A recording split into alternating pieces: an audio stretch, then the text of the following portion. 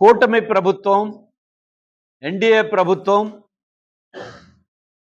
అధికారంలోకి వచ్చి 2 సంవత్సరాలు పూర్తయింది. రెండవ వార్షికోత్సవం జరపబోతున్నారు. ఈ రెండవ వార్షికోత్సవం సందర్భంలో ఆంధ్రప్రదేశ్ ప్రజలకి రాష్ట్ర ప్రభుత్వ కానుక ఏమిటంటే మున్సిపల్ శాఖ మే 27వ తేదీన 673 జీవోను విడుదల చేశారు. ఈ జీవో ప్రకారం చూస్తే ఆంధ్రప్రదేశ్లో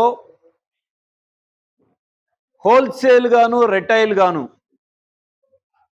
మున్సిపల్ స్థలాలను మున్సిపల్ విభాగాలను మున్సిపాలిటీల్లో ఉన్న పౌర సదుపాయాలని ప్రైవేటు వ్యక్తులకి బడా కంపెనీలకి కట్టబెట్టబోతా ఉన్నారు. ఒక రకంగా చెప్పాలంటే మున్సిపాలిటీల అమ్మకానికి మున్సిపల్ పట్టణాలు 123 అర్బన్ స్థానిక సంస్థలు, అటు నగరాలు పట్టణాలు, ఇదే కాకుండా సిఆర్డిఏ కావచ్చు, విఎంఆర్డిఏ విశాఖ అర్బన్ అథారిటీ కావచ్చు, రాష్ట్రంలో 21 అర్బన్ యూడిఎస్ అర్బన్ డెవలప్మెంట్ అథారిటీలు ఉన్నాయి. ఈ మొత్తాన్ని కూడా ఇప్పుడు ముక్కలుగా దశల వారీగా అమ్మకానికి పెడుతున్నారు. రెండో విషయం, గత ప్రభుత్వంలో చెత్త పన్ను మీద పోరాడితే చెత్త పన్ను రద్దయింది. ఇప్పుడు మళ్ళీ చెత్త పన్నుతో సహా ప్రతి పౌర సదుపాయానికి రేటు గట్టి ఇప్పుడు యూజర్ ఛార్జీల పేరుతో మళ్ళీ దొడ్డిదారిన చెత్త పన్నే కాదు, డ్రైనేజీ, మంచినీళ్ళు, ప్రతి సదుపాయానికి రేటు కట్టి మళ్ళీ తేబోతున్నారు. ఇంకొక వైపున మన రాష్ట్రంలో మంత్రి నారాయణ గారు కార్పొరేట్ విద్యా సంస్థలు నడుపుతారు. ఆయన విద్యా సంస్థల్ని కార్పొరేట్ తరహాలో నడిపినట్టే ఇప్పుడు మున్సిపల్ కార్పొరేషన్లు కూడా ఒక కార్పొరేట్ కంపెనీ లాగా మార్చబోతున్నారు. ఇది ఎన్డీఏ ప్రభుత్వం చేయబోతా ఉంది. మున్సిపల్ కార్పొరేషన్లు కాదు ఇవి, మున్సిపల్ కార్పొరేట్ కంపెనీ లాగా మారుస్తున్నారు. పౌర సదుపాయాలతో వ్యాపారం చేయడానికి ప్రభుత్వం జీవో ఇచ్చింది. రేటు కట్టి మరి ప్రతి పనికి ఫీజులు వసూలు చేయాలి. ఇది ప్రభుత్వం చేయబోతున్నటువంటి పని. అంతేకాదు, పేదల ఇళ్ల స్థలాలు పట్టాలిస్తాం, మురికివాడల్లో ఉన్న వాళ్ళకి మేలు చేస్తామని మాటలు చెప్తున్నారు. కానీ ఈ జీవో ద్వారా మురికివాడల్లో ఉన్న పేదలని తొలగించి వాటిలో కూడా అత్యధిక భాగాన్ని ఆ స్థలాలని బడా కంపెనీలకి కట్టబెట్టి డెవలప్మెంట్ బేసిస్తో గృహ నిర్మాణ పథకాలలో కూడా ప్రభుత్వం చేతులెత్తేసి ఆ ప్రాజెక్టుల మొత్తాన్ని రెంటల్ హౌసింగ్ పేరుతో ఇప్పుడు ప్రైవేట్ కంపెనీలకి కట్టబెట్టబోతున్నారు. రాష్ట్రంలో కూటమి ప్రభుత్వం మున్సిపాలిటీలను నడపలేక, పౌర సదుపాయాలు కల్పించలేక చేతులెత్తేసింది.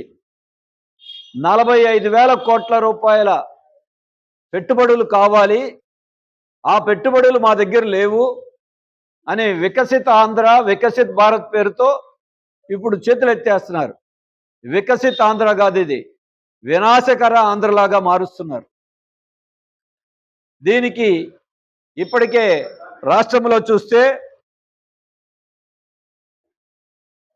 అన్ని రకాలైనటువంటి మున్సిపల్ విభాగాలని ప్రైవేట్ వ్యక్తులు కట్టబెడుతున్నారు. ఆఖరికి రోడ్లు, విజయవాడలోనే 19 రోడ్లు పీపీపీ పేరుతో ప్రైవేటు వ్యక్తులకి అప్పజెప్పడానికి టెండర్లు పిలిచారు.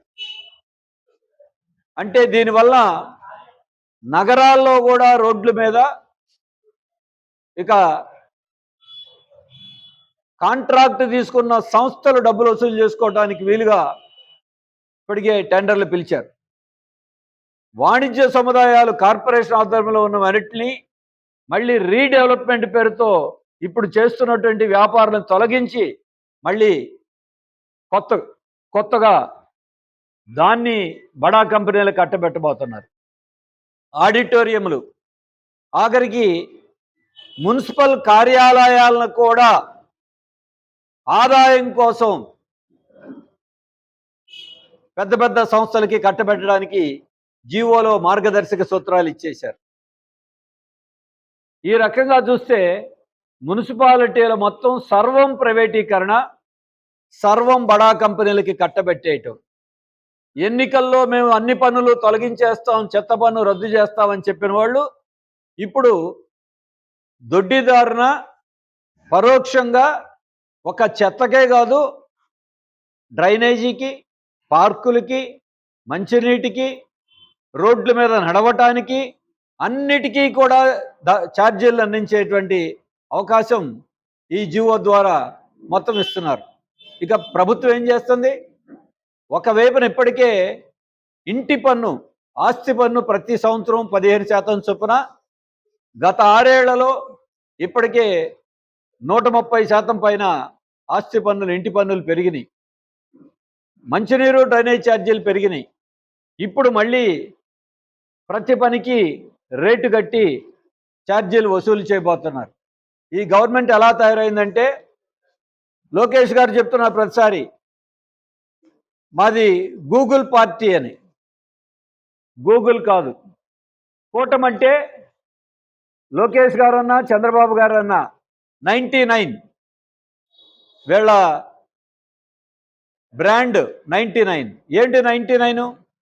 ఎకరం భూమి 99 పైసలకే బడా కంపెనీలకు కట్టబెట్టడం కారు చౌకగా. ఇప్పుడు ఈ మున్సిపల్ జీవోలో ఉన్నదేంటి? మున్సిపల్ ఆస్తుల్ని 99 ఏళ్ళకి లీజ్ ఇచ్చేయటం, 99 పైసలకు అమ్మేయటం, 99 ఏళ్ళకి లీజుకి ఇచ్చేయటం. అందుకే కూటమి, ఎన్డీఏ, లోకేష్, చంద్రబాబు నాయుడు అంటే బ్రాండ్ వాళ్ళు 99. ఈ 99తో రాష్ట్రాన్ని అమ్మకానికి పెట్టేస్తా ఉన్నారు. ఇప్పుడు మున్సిపాలిటీల్లో ఉన్నటువంటి రకరకాలైనటువంటి పేర్లతో అదే చేయబోతున్నారు. ఇప్పటికే ప్రభుత్వం విడుదల చేసినటువంటి జీవోలో కూడా 673 జీవోలో కూడా అదే రకమైనటువంటి అంశాలని పేర్కొనడం జరిగింది. విజయవాడ నగరంలో ఇప్పటికే రాష్ట్రంలో ప్రైవేటీకరణ, భూముల అమ్మకాలు ప్రారంభమైంది. విజయవాడలో భవానీ ఐలాండ్ టూరిజం పేరుతో ప్రైవేట్ వాళ్ళకి కట్టబెట్టేస్తున్నారు. గతంలో పాత బస్టాండ్ స్థలాన్ని లూలు కంపెనీకి కట్టబెట్టేస్తూ జీవో ఇచ్చింది. అటు ఒకవైపున ప్రజా పోరాటం, ఇంకోవైపున న్యాయ పోరాటం వల్ల అది ఆగింది. విద్యాధరపురం బస్ డిపో దాన్ని ఎలక్ట్రికల్ బస్సుల పేరుతో అది అప్పచెప్పేస్తున్నారు.